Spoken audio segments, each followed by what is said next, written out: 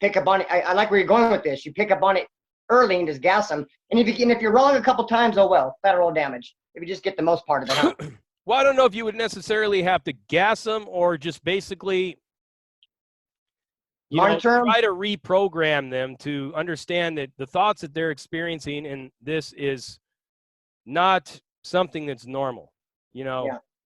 because a lot of these child molesters and stuff like they were big on like torturing animals, Yeah. like picking on weak people and stuff. So in my mind, a child molester is like a bully, somebody Yeah. that singles people out that are weaker than them.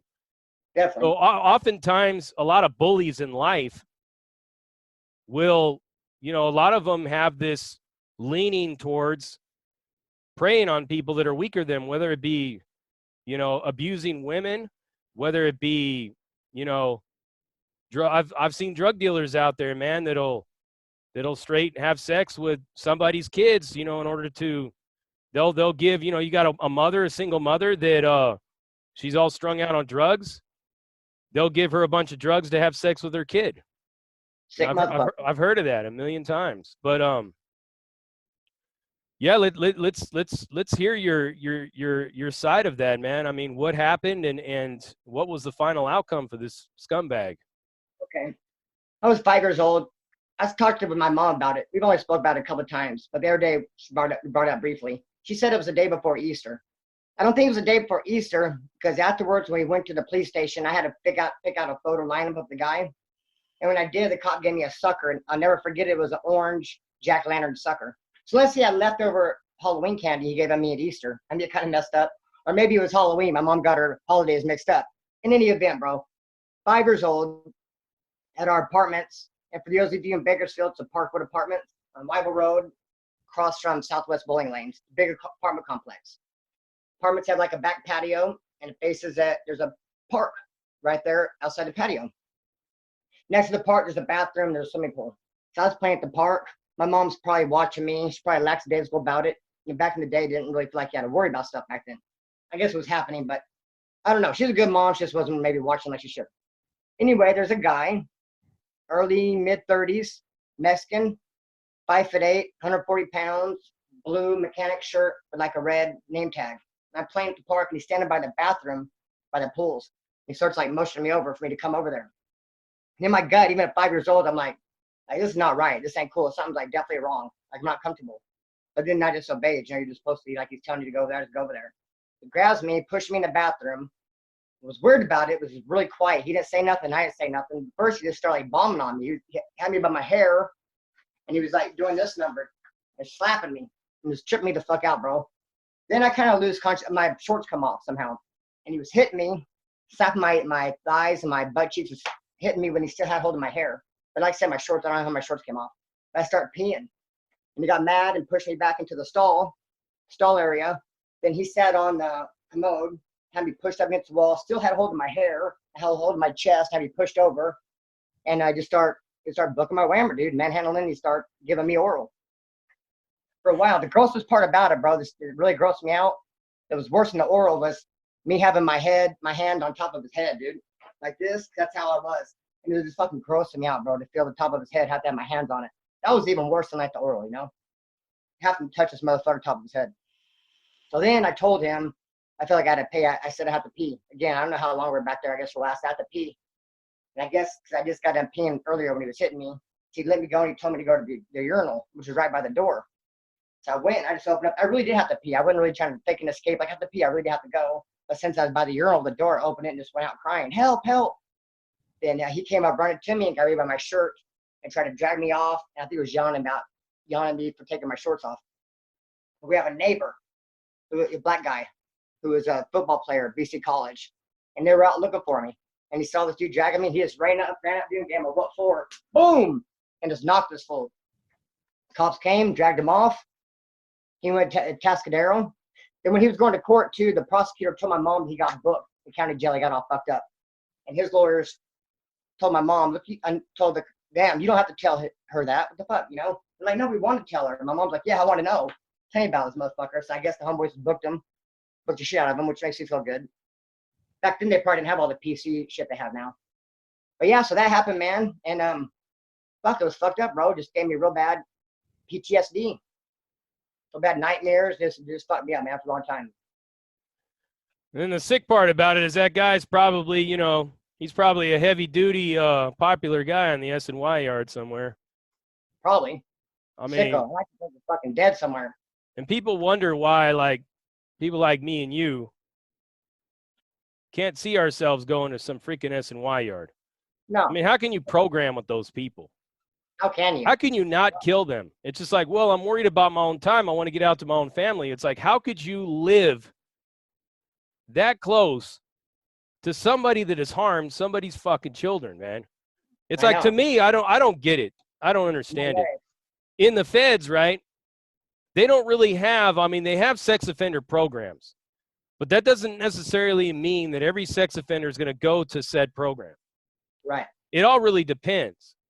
You know, they don't have S&Y yards and shit in the feds so much. They got witness protection programs and places to that nature, but they don't really have, like, if you're a sex offender, you can end up damn near anywhere, you know? And every now and then they'll surface. Did they check paperwork in there? See, here's the thing about the feds. And I've had people, you know, leave some negative comments talking about, oh, well, that's bullshit. We do this, do that. And I would leave a comment back. Yeah, thank you for fucking exposing game and telling the system how it's done. You know, me personally, I'm not going to tell you how it's done. Put it like this. There is a law. It's rule through the Department of Justice, through, you know, the Senate and everything like that, voted on it. It was actually put out by John Ashcroft, who was the Attorney General, that you are not allowed to possess what's called your PSI, your pre-sentencing investigation, or your PSR, your pre-sentencing report. Your PSR is your whole life story. Mm. You know, it's something that's common. Like, I could show you.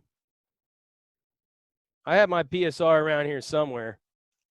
I can actually show you, like, just how much paperwork it is. I got it somewhere in here. I think this is a piece of it right here. Yeah, here we go. So this is your the United States of America versus Jason Rutherford. Mm-hmm. So this is only a piece of mine. The rest of it's down there in the thing, but this is about the first 20 pages of a 50-page document. Your whole life is in this. You know, your pictures, your whole life story, everything that's in NCIC, everything the FBI has on you. Because if you notice, like, when you go to court or when you're in the CDC or whatever, you look at some documents, it'll say FBI number. Mm. That's the FBI has your jacket. Oh, The feds have all your information. Damn. Right? They have stuff that's pertinent to, like, you know, whatever the department enters into the NCIC, they'll upload the police report, all the facts, the charges, all the undercharges, even the things that you were never convicted of but you were arrested for. All this stuff goes into the National Crime Index, right? When you go to federal court and you're either found guilty or you plead guilty, what happens next is the probation officer that's assigned to your case will work up a pre-sentencing report, and those are the factors that the judge will use in order to make a decision as far as your sentence is concerned. There's no plea bargaining in the feds. You know, you can't make a deal with the prosecutor and the judge. Damn. You can. The prosecutor can say, you know what, we want to get this guy 5 years, but the judge can say, fuck that, I want to give him 10. You know, it's up to the judge. Period. Damn. So the PSI is that. So the PSI is for the judge, it's for the prosecutor, it's for your attorney to argue points and decide, like, what kind of, I mean, everything is in there. What school you went to, what elementary school you went to, like when your balls dropped, when you lost your first tooth, the whole 9 yards, right? Damn. So that right there is your driver's license in the feds. But good luck trying to get it into the feds, because if you don't figure out how to smuggle it in, you know, the minute you show up at a spot and they go through all your shit and they find it, they're going to confiscate it. Mm. It's in some places, some like USPs and stuff, they'll let it slip through because they know that you could probably end up dead if you can't figure out how to get it to the right person. Mm. Now, there are ways in order to check somebody out. They have their ways. We're not going to get into them, but they have their ways. Yeah, But you are not allowed to possess your paperwork in the feds. They won't even I've tried to get my judgment and commitment. I've tried to get my docket sheets. I've tried to get my discovery. The feds will shoot all of it down and say, you cannot have any of that shit on this yard. At Florence, FCI Florence, that's how they were. damn. I even got information. I got fucking return to senders and mail confiscation forms still in my property, still in my possession right now that shows that I constantly was trying to get my paperwork in there over and over and over again, and they kept shooting it. They kept intercepting it. To the point to where they called me in the office, and it was the squad, the SIS it's called in there, said, if you got to get your paperwork in here one more time, we're just going to shoot your ass out of here to the USP. Yeah. Because, that's going against the rules, and we don't do that here. Right. So you got dudes that'll show up, like a bus would be coming. We knew a bus was coming, and we'd all sit there and be scratching our heads wondering if it was a strange bus, as we like to call it, a strange bus. Because they would be trying to bring a whole bunch of them in and put them all in one unit or something like that. They were threatening us with that for the longest time because they wanted to set up at Florence FCI. They wanted to set up a chomo place, like a sex offenders program there. But every time one would get there, they'd whack them, beat them up, get rid of them. So they just stopped bringing them for the longest time. And then, I heard that talk is back on again. I don't know if they've actually done it, but yeah, you can't hold on to, you don't go to a committee in the feds. Like when you touch down on the yard, you touch down on the yard. You don't go to committee. You don't get a 128G, none of that shit. They quit giving the 128G out too in the state, making it hard to get those. Did they? Same thing. They don't want you to have your paperwork. Mm-hmm. Yeah. But it's crazy, man. There's people that have tried to fight it saying, well, you're violating my constitutional right to appeal. You know what they tell them? Oh, you can appeal. You can go ahead and appeal. Your PSI and all the other documents will be on microfilm, will be on a disc. Whenever you go to the law library, you check it out. You can plug it into the computer, and you can look at it there, but you can't have it on the yard. Fucked up. Yep. So, yeah, I mean, that's. They're not checking paperwork. They are, but they're just not checking it through actually some guy reading it in a cell. Okay, this guy's good to go. They have to. They will check people out. It gets checked one way or the other. It gets checked. I mean, I had set up a whole way, like a backup plan when I was in there. And all I had to do was basically reach out and say, fucking Operation Go kind of thing, Mm-hmm. Operation fucking Mockingbird, go ahead and mail that shit out, or do this or do that, or do this or go here or go there. Yeah, I had that set up. But not everybody was like that, and every now and then you'd find somebody that was bad. Mm-hmm. Come to find out, he had a safety valve on him, or some kind of Rule 5 or whatever they call it, different little things. Had made a plea deal to cooperate with the prosecution in some way, shape, or form, and it would pop up later.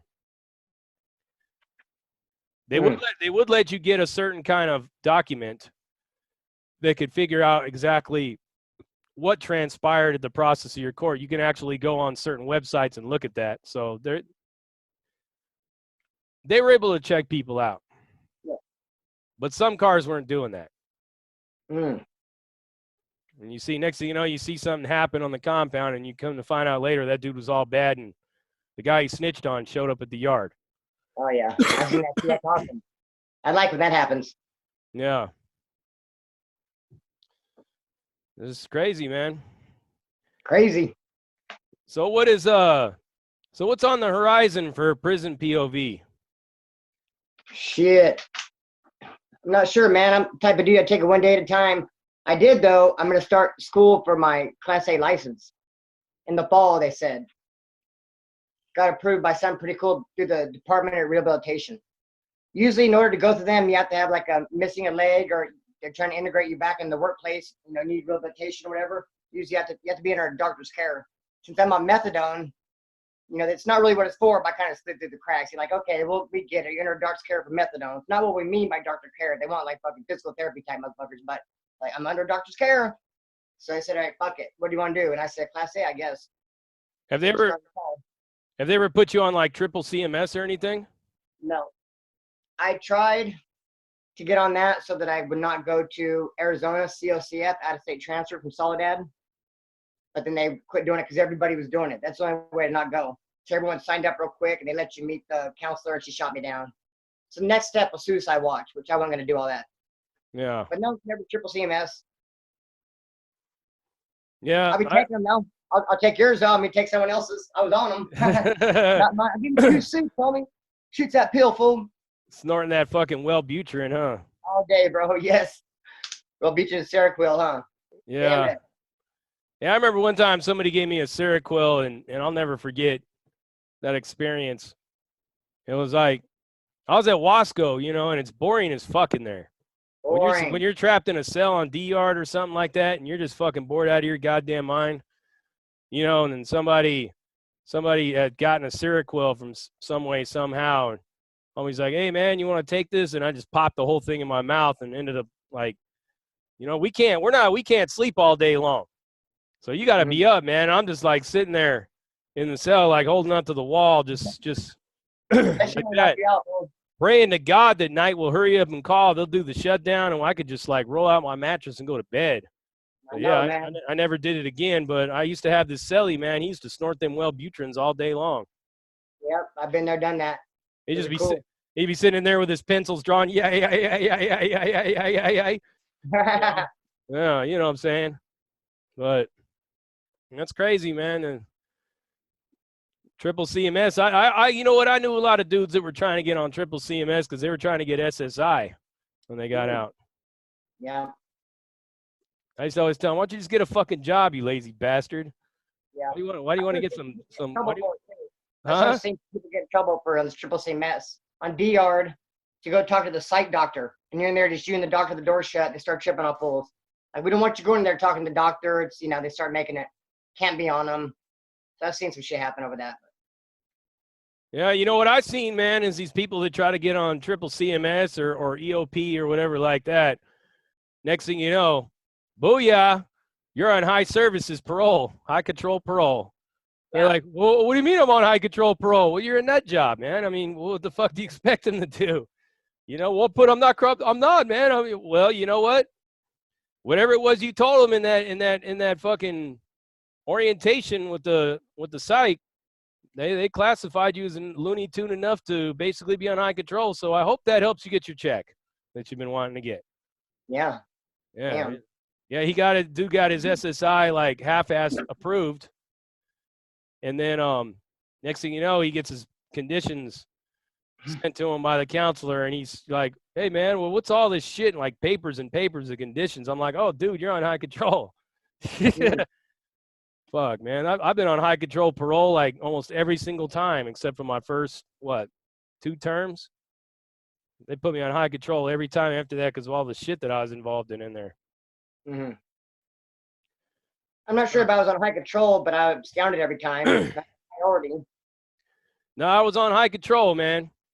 I was on high control. Like, I was on control services the first time, and then, you know, I discharged that number and then had an H number and ended up right back in the system and got a K number. So I finally discharged that K number in 2012 because I just kept absconding. But they had me on high control every single time. Like, I had a lot of, like, auto theft in my jacket. I got auto thefts going all the way back to 88. And they put me on, you cannot have a job that requires you to drive a company vehicle. You cannot have a job that says that you will enter a residence. All that shit. So what do you mean? You mean I can't be a rotor-rooter guy? I can't be a plumber, electrician, a floor coverer? These are all the jobs I've worked. How about, you know, getting on somebody's roof and being a roofer? Nope. Anything that has to do with a residence, you can't get a job doing that. Like I finally was like, I was a landscaper for his landscaping company. I told a story about how I got surrounded by the Huntington Beach police, but the guy that I worked for, you know, had a lot of juice in the parole department and everything, and he got my parole officer to let me work that job. But after all that shit happened in Huntington Beach, you know, I was done with that job after that. But yeah, you know, it's this dude, and I'll tell you why I started absconding. This guy was like, he had all these conditions, can't hang around with gang members, can't do this, can't do that, can't wear this, you can't wear that. I couldn't even shave my head. You have to grow out your hair, you know? You can't go into like certain areas where your tattoos will be showing, all kinds of weird conditions. I'm like, what the fuck is this, you know? And not only that, but they would have like the SSU unit would just show up and just like straight tactical gear, ninjas type shit, would show up in the middle of the night. I was living at the sober living, just rush the sober living like it was a home invasion robbery, you know, get on the ground and all that shit, zip tie you up, take you outside, tear your whole fucking room up. You got some guy, he's all like sitting there all half asleep, who's your roommate in there, you know, sitting on the corner, on the curb with you. And they just say, yeah, this is just a routine parole search. They would do that shit to me all the time. I had this fucking parole officer, man, be in the fucking bushes of binoculars watching me and shit. You know, and it's just like, I told you earlier today, you know, about certain people in my family. And a lot of that had to do with it. But oh yeah, I feel you on that. Yeah, you know, I can't really get on that on here. But the thing of it is I finally got a job working at a warehouse. Another one is I couldn't live in an apartment building that had a gated community. If he didn't have access to get in there, I had to give him a clicker to the door, to the gate. If he couldn't get in there, you couldn't live there. So, one thing is, remember, he said my conditions were that you can't operate a company vehicle of any kind. So I get a job working at a warehouse, and he calls me on his cell phone. He says, hey, man, I'm out here at the front gate. I can't get in. What did I tell you about being anywhere where I can't get in? And I'm like, hold on, man. All you got to do is call me, and I'll come down there and let you in. So it was like a long strip of dock. I'm driving down there in the forklift, and you know what I mean? And I pull up to the gate and let him in. He's like, what are you doing? I'm like, what are you talking about? He goes, what did I tell you? I'm like, I don't refresh my memory. He goes, you're not allowed to operate a company vehicle. I go, it's a forklift. Hell no. He called that a company vehicle? He goes, doesn't matter. You could take that on the road and steal it, man. You got to go in there and tell them to give you another position, or you got to quit. That's fucked up. So I'm like, yeah, I go, well, they don't have any other positions. He goes, well, then you got to quit. I'm like, so where am I supposed to work then? You know, I finally, I got an offer of a job working on an offshore oil platform. Dude, it's like impossible to get a job working in one of these things. I'm like, man, I got this job and all that. I was all jazzed. I'm all like dancing around in his office like that. I'm like, yeah, fucking a real career. He's like, yeah. He goes, what are you going to be doing? I go, I'm going to be on an offshore platform. He goes, wait a minute. He goes, how long do you go out at a time? I go, I don't know, about 2 weeks on, 2 weeks off. He goes, how am I supposed to do my home visits? I go, your home visits? He goes, yeah. He goes, I don't think that there's a trolley that's going to take me out there to the platform, is there? And I go, look, man, I go, you could do your home visits, everything. He goes, no, I got to see you every week. You can't take that job. And I'm like, so, well, what do you want me to do then? Where do you want me to work? You know what he told me? He said, the Arby's up at the corner, they're hiring. I saw a help wanted sign. Why don't you go fill out an application? Fuck you. I'm absconding. I took off to Texas, bro. I took off to Texas, man. I was done with it. Done with it. Had enough of them people. Yeah. And I just kept absconding. Like after that, I just kept absconding for like 4 years until I finally maxed out. That's what I did. I maxed out 2 numbers. Yeah, you know what? Hey, I even absconded one time. I went to Texas, and I don't know what happened, but like in Texas, you go to the Department of Public Safety, the DPS office, to get your driver's license. They don't have a DMV in Texas. So you go to the DPS office, it's straight cops are in there and everything. It's like walking right in the police station. I'm absconded. But I know I need a Texas driver's license to get a job in Texas. You know, you had a lot of them dudes out there. I try to get a job, and they're like, you got to have a Texas driver's license, son. I'm like, okay, fine, I'll go get one. And I finally, I'm just like, I gave my sister all my stuff. I left my money in my pocket so that I had money on the books. You know, I even did the old fucking went and took like 2 pouches of tobacco and matches and shoved them up my ass and everything. I had this big old clavo of fucking tobacco in my ass sitting in there, right? And so I'm like, I get my license. She's running my name on the computer, and you keep seeing her eyebrows. She's going like that, looking at it like that and everything. She goes, did you know your license was recently suspended in California? And I'm like, okay, here we go. And I said, yeah, but I took care of that. And she's just like, oh yeah, okay, there it is. You took care of it. Okay. I'm just like, all right, come on, get it over with, man. It was just like killing me softly what was going on, right? Finally, she's like, all right, step over the thing and, you know, smile for the camera. And I'm just like, I'm good to go. So I waited a few minutes. She handed me my license and that was it, like the paper, and then said, you know, your license will be coming in the mail. Have a good day. Damn. Then I go home, and my sister's like, well, what are you going to do with that tobacco that's in your ass? Like, I'm going to shit it out and flush it. I don't need it now.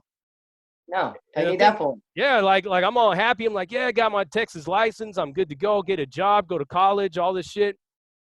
I went to my sister's toilet and shit that fucking tobacco out and flushed the toilet. You know what I mean? And clogged the toilet. The toilet clogged behind it. But yeah, so like I was out there for about 10 months. I was a college student at the local college learning wind energy, renewable energy, geothermal energy, wind energy, solar energy, all of it, right? I was with another dude that was a student in the class. We went to go pick his girlfriend up from her job. We're on the freeway. She's in the back seat. I'm in the front. He's talking to her. And I told him, off ramp, off ramp, off ramp. Dude cuts off a fucking state trooper. Oh, shit. We get pulled over, right? Now, I'm thinking I'm all good. I'm thinking I must have slipped through the cracks. They must have, like, forgot about me. I must have got lost in the system, right? So I was looking at it like I'm off parole. I discharged by default, you know, by mistake. And, you know, he ran the guy's license. The cop goes, your license suspended. I got to, you know, impound your car, all this and that. Here's your ticket. And I said, oh, sir, I got a valid driver's license. I could drive the rest of the way. He's like, all right, well, let me see your license. I'm like, all right, handed my license. Said, don't worry, man. We'll be out of this in a minute. He fucking comes to the side, opens the door, and says, hey, can I talk to you for a minute? Oh, no. You already know what's coming next, right? I'm like, yeah. Here, come with me and sit down in my car. And he sat me in the front, right? Which was like, I've never had this happen to me before. So I thought, okay, maybe it's something that has to do with them, right? So he sits me in the front seat and he's waiting. And then, you know, he's like looking at his computer and everything like that. And I didn't say nothing. I'm just sitting there quiet, right? And then another squad car pulls up and, you know, he's looking in his rear view mirror, and the other cop gets out and he's walking to my side and he turns and looks at me. He goes, are you on parole? I said, parole? No, man, I'm not on parole. And he says, well, apparently you got a parole warrant out of California. Shit. I'm like, that's bullshit, man. I'm done with parole. I don't, that's a mistake. He goes, well, maybe. He goes, I don't see any order for extradition, for out-of-state extradition, but yeah, you do got a warrant. Damn. I'm like, fuck, man. I go, look, man, I'm a student. I'm going to school. You can't just say, he goes, no, I can't let you go, man. And they're opening up the door and cuffing me. He goes, look, here, this is what I'm going to do for you, though. We get to the county jail. I'm going to demand that they fax me over all the information for extradition. If I don't get it by 6 o'clock in the morning, I'm going to let you go. That's what one of the main sheriffs told me there. So I'm sitting there all night watching the clock turn, right? At about 5:45 in the morning, here comes the fax order. Hold them. We're coming to get him. Oh, shit. Yeah. Oh, man. So they came and picked me up, and, you know, they took me back to California. And you know what they did? They just fucking continued me on parole, COP'd me. Oh, really? Damn. Dropped me right on the goddamn street with nowhere to go. Wow. You just got COP'd.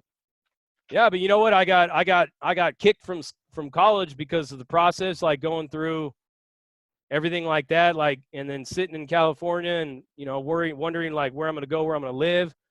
The parole ain't going to do nothing. And they didn't even really give me any gate money or nothing, all this shit. And I was just like, I'm like, so what am I supposed to do? Why can't you just transfer me to Texas? They're like, oh, no, we're not doing that. We're not doing that.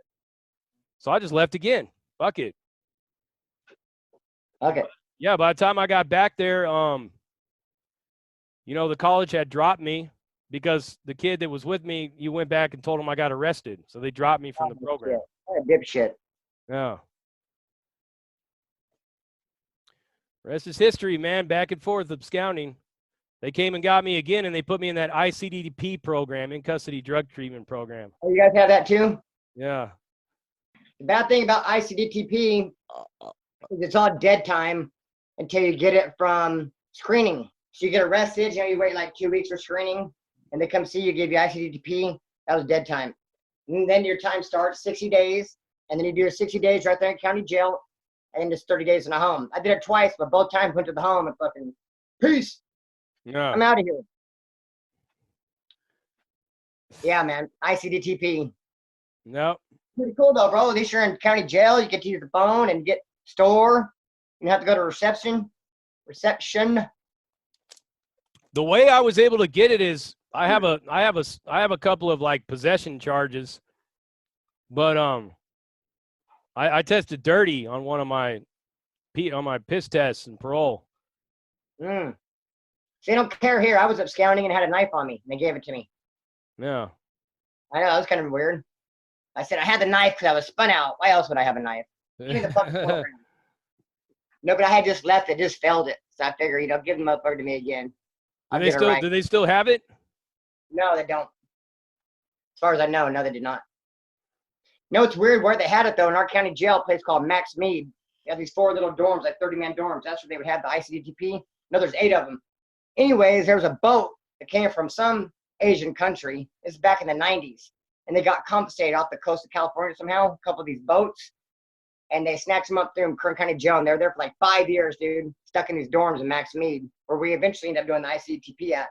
I couldn't imagine being there 5 years, dude. I mean, you don't know the language on the TV, ain't no money in your books or store, and the phone, they're just sitting there. So probably hating our food, not knowing what the hell's going on. Fuck. That is pretty crazy, man. So, hey, way off the topic, man, way off the topic.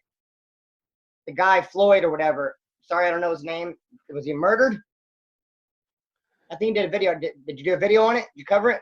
I did. I'm actually going to be doing a follow-up video with it because I've been educating myself on that whole situation, man, and found a whole lot of weird shit behind it. Really? Yeah. I had one of my homeboys get on my neck. I wanted to see just like it was. I laid down, had my hands on my back and all that, and I couldn't breathe for shit when he was on my neck like that. So I know it was rough. It looked like he's dying right before your very eyes. It's pretty fucked up. Well, they've actually, and the family is requesting an independent autopsy, which is what I would do personally. But what they're saying is that he didn't die from strangulation. They're saying he died from heart problems. The thing about it is, the question that I have is the position that he had his knee on the guy's neck. If he was like really like suffocating, he wouldn't be able to yell as loud as he was yelling. Because like the guy that was all the way across the street with the camera you could literally hear him as clear as day. That his voice was echoing on that street. I can't breathe. Good point. Help me stand. Let me stand. I can't breathe. And then, but here's the thing. That other cop, there was 3 cops on his back, and this picture came out later. 3 cops on his back. But the one guy that kicked it all off, that I keep going back to, that people seem to not want to talk about for some fucking reason. This guy had his arm pulled out like this, while Chauvin had his, head on his neck. This dude had his arm pulled out like this. He had his boot back here, or his knee back here, and his heart is right here, pressing him down into the ground, putting pressure on his back. That's also putting pressure on his heart. I didn't know that. So there was another cop behind the Chauvin or whatever doing all that shit with you. Right there, like you had Chauvin or Chauvin or Moron or whatever his name is here. Yeah. You had that Cone or Queen or whatever his name is right here, and then you had this other cop that was on his legs. Oh shit.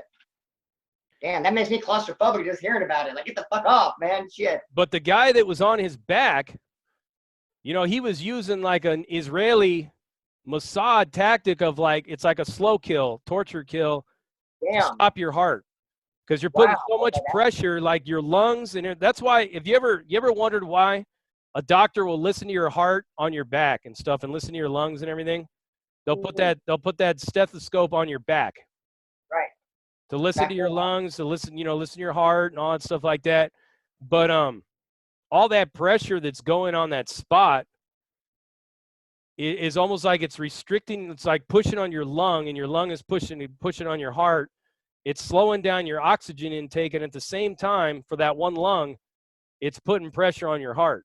And if you already have a heart condition, you're dead to rights. You're dead to rights. But they're charging this guy, this Chauvin guy. They've done a pretty good job of painting a picture about him, and come to find out that it was a bunch of bogus information, that they were trying to paint this dude as like a straight cross-burning Klan member. His wife is Asian. I don't know about you, but I don't know too many people in the Ku Klux Klan, any white supremacists, that have white or have Asian wives. No. I don't think I've ever seen one in my life, but that's just me, though. They're going after him tough, though. They are going after him. Yeah, charge him with third-degree murder. But I personally think that they should be looking more into that other guy as well, the guy that kicked it all off. Because that was the name of your video, isn't it? That's the name of your video, huh? The guy who kicked it all off. Yeah, he slapped those cuffs on that pressure point. Have you ever had cuffs on your pressure point?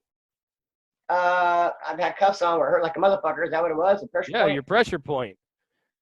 And it causes you to react. It causes you to get mad, lash out, move around, twist around, because it hurts so goddamn bad.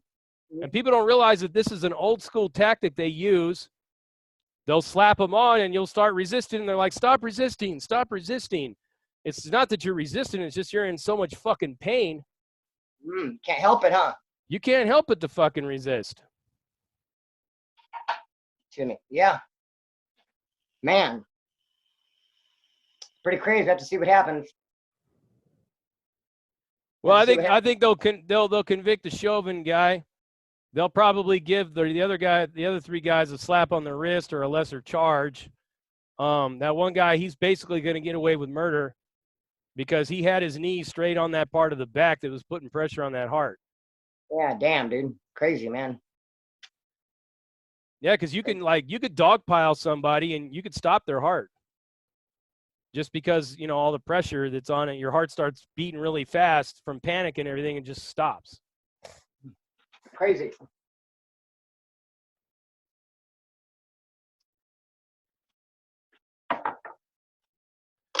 Yeah. Like a couple years ago, same area, it's Minneapolis, right? That where it's at? A couple years ago, there was a cop convicted of this third-degree murder, manslaughter, same charge. Remember that case where he shot that chick in the alley? Yeah. Same town, right? That dude's doing 12 years for the same charge. Yeah. Same town, same charge. He's doing 12 years. So let's see what happens. You remember that, where that chick called? She said she heard someone getting raped in her alley or whatever. And she came running out there and the cop, boom, capped her ass when she was the one that called him. Yeah. Remember that? Yeah. So shit, man. About to see, huh? Yeah, who knows, man? Who knows? Fuck. You got anything else you want to say, or? Good. We had a good talk, huh? Good chat. I think it was a good one. It was awesome, brother. I'm glad to finally get you on here. Basically, all we were just doing is just, shooting the breeze. Yeah. Just chopping it up. That's the way I like to do my interviews, to that degree. Yeah. I tripped out. I looked at the clock. I can't believe we've been talking for an hour and a half, dude. Yeah. Damn. Yeah. Crazy. Seems like only 20 minutes. And I'm not the type that can sit still for an hour and a half, brother. So we're doing it. Yeah. So yeah, I'm gonna go ahead and show mercy on you and let you get back to your Saturday night. But do you have any final words or anything that you would like to say? Any shout outs, anything like that? Come check my channel out, Prison POV. Yeah, everybody. Instagram, TarantulaLife_1010. What's your Instagram again? We'll put it in here as well. TarantulaLife_1010. Okay. So yeah, you guys could check him out on Instagram. Go ahead and give him a follow on Instagram. And we're going to be leaving the link to his channel. It's Splinter's Prison POV. Good channel. It's basically, he's that guy that he doesn't really like, he just comes out and just shoots his stories, man, and he keeps you captivated. I highly recommend this man's channel. Check him out, and we'll try to get him back on here again. Absolutely. Thank you very much, homeboy, for the opportunity to come on, kicking it with you. It's been nice. It's been cool, man. Really appreciate it. And we'll talk. I'm sure I'll talk to you in a couple of days. Catch you tomorrow, something. Yeah. You're the home. Thank you, brother. Awesome. We're gonna go ahead and close this out in typical Prison Break Raw fashion. Prison Break Raw, uncut, uncensored, no holds barred, not sugarcoated, not politically correct, all up in your face, slapping you with that. What are we slapping them with? Selfie stick. We're slapping them with that dick of reality is what we're slapping them with. Same thing. Dick of reality. There we go, brother. All right, man. All right, brother, and we out.